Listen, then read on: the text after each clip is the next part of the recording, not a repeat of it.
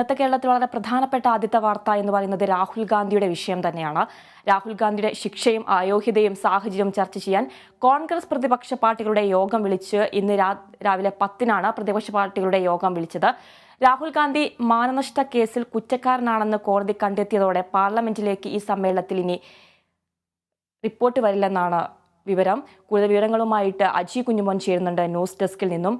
അജി, രാഹുൽ ഗാന്ധിയുടെ ശിക്ഷയും അയോഗ്യതയും സംബന്ധിച്ച് ഇന്ന് ഉന്നതതല യോഗം ചേരുന്നുണ്ട്. എപ്പോഴാണ് യോഗം ചേരുന്നത്? എന്തൊക്കെയാണ് അതിനെ സംബന്ധിച്ചുള്ള കൂടുതൽ വിവരങ്ങൾ?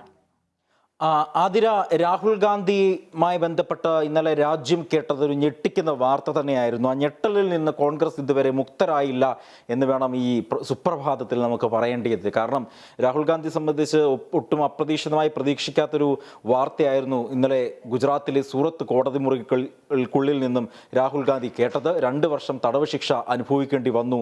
അതായത് ആ വിധി അനുഭവിക്കേണ്ടി വരുമോ ഉള്ളതെന്നുള്ളത് പിന്നീടാണ് ആ കാര്യം. ഈ വിധി 2 വർഷം തടവ് ശിക്ഷ അനുഭവിക്കേണ്ട വരുമോ എന്നുള്ള ഒരു ആശങ്കയൊക്കെ തന്നെയാണ് കോൺഗ്രസ് ക്യാമ്പിനും ഉള്ളത്. പ്രത്യേകിച്ച് ജാമ്യം നൽകിയെങ്കിലും 30 ദിവസത്തെ ജാമ്യം നൽകിയെങ്കിലും ഈ അപ്പീലിന് പോകാൻ വേണ്ടി ഉള്ള ശ്രമങ്ങൾ, അതായത് നടത്തിക്കൊണ്ട് ഇരിക്കുകയാണ്. അപ്പീലിന് മേൽക്കോടതിയിൽ, ഹൈക്കോടതിയിൽ അപ്പീലിന് പോകാനുള്ള ഒരു നടപടിക്രമങ്ങളുമായി മുന്നോട്ട് പോവുകയാണ് ഈ രാഹുൽ ഗാന്ധി ക്യാമ്പ് എന്ന് പറയുന്നത്.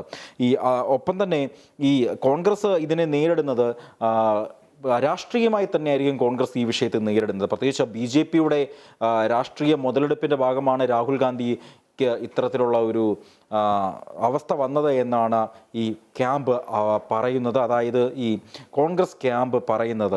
ഏതായാലും രാഹുൽ ഗാന്ധിയുമായി ബന്ധപ്പെട്ടുള്ള ഈ വിഷയത്തിൽ രാഹുലിന് അപ്പീൽ 30 ദിവസത്തെ അപ്പീൽ നൽകിയിട്ടുണ്ട്. അതായത് ആ കേസ് ഇങ്ങനെയാണ് ഉള്ളത്. അതായത് ഈ കോടതി അതായത് അപകീർത്തിപ്പെടുത്താൻ രാഹുൽ ഗാന്ധിക്ക് തടവ് ശിക്ഷ വിധിച്ചതിന് പിന്നാലെ ഈ അയോഗ്യതയും രാഹുലിന് കൽപ്പിക്കപ്പെടാനുള്ള സാധ്യതയുണ്ട്. അതായത് 1951 ജനപ്രാതിനിധ്യ നിയമപ്രകാരം അതിൻ്റെ 8-ാം വകുപ്പ് പ്രകാരമാണ് രാഹുലിനെതിരെ വിധി വന്ന ദിവസം അയോഗ്യനാക്കണമെന്ന് ഉള്ള ഒരു സാധ്യതയുണ്ട്. അതിനെതിരെ ഒരു പരാതി ഇപ്പോൾ ഒരു അഭിഭാഷകൻ നൽകിയിട്ടുണ്ട്. അഭിഭാഷകനായ വിനീത് ജിൻഡാലാണ് ഈ പരാതി നൽകിയിരിക്കുന്നത്.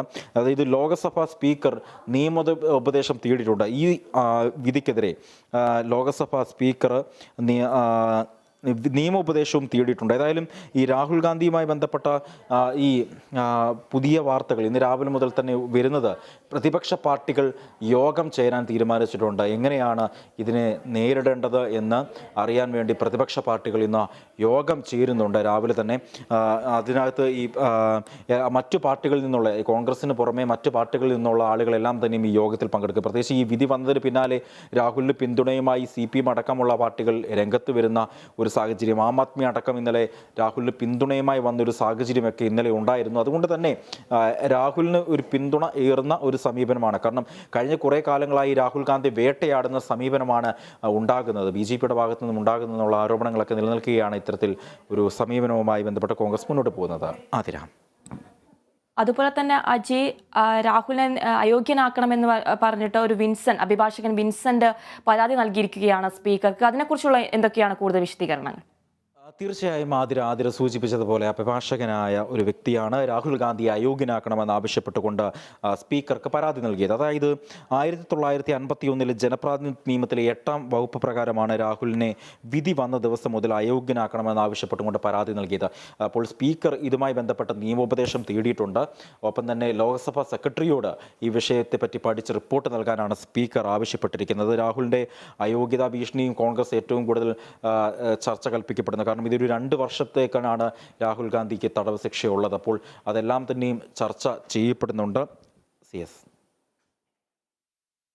വ്യക്തമാണ് അജയ്. രാഹുൽ ഗാന്ധിയുടെ ശിക്ഷയും അയോഗ്യത സാഹചര്യവും ചർച്ച ചെയ്യാൻ കോൺഗ്രസ് പ്രതിപക്ഷ പാർട്ടികളുടെ യോഗം വിളിച്ചു. ഇന്ന് രാവിലെ 10-നാണ് പ്രതിപക്ഷ പാർട്ടികളുടെ യോഗം വിളിച്ചത്. രാഹുൽ ഗാന്ധി മാനനഷ്ട കേസിൽ കുറ്റക്കാരനാണെന്ന് കോടതി കണ്ടെത്തിയതോടെ പാർലമെന്റിലേക്ക് ഈ സമ്മേളനത്തിന് ഇനി വരില്ലെന്നാണ് റിപ്പോർട്ട്. വാർത്തയുടെ കൂടുതൽ വിശദാംശങ്ങൾ നൽകുകയായിരുന്നു ന്യൂസ് ഡെസ്കിൽ നിന്നും അജി കുഞ്ഞുമോൻ.